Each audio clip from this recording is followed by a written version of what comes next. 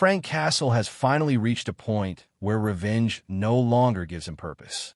Years after the murder of his family and countless battles with organized crime, he lives in isolation, haunted by memories of Maria and his children.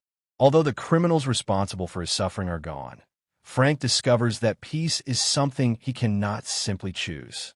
His quiet existence is shattered when the notorious crime matriarch Mon Nucci begins assembling what remains of her criminal empire.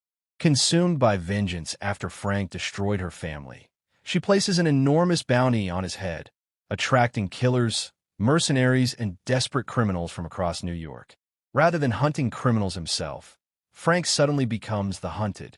Realizing that innocent people around him may become collateral damage, Frank reluctantly returns to the role he hoped to leave behind. He reconnects with trusted ally Curtis Hoyle, who tries to convince Frank that there is still more to life than endless violence.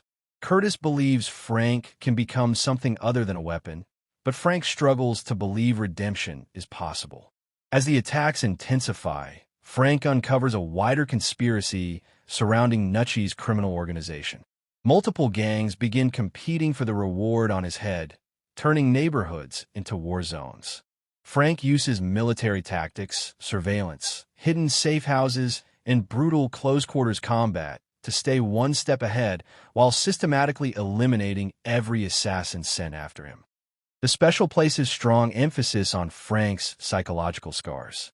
Flashbacks to his family remind viewers that beneath the Punisher's relentless exterior is a man who has never escaped his grief.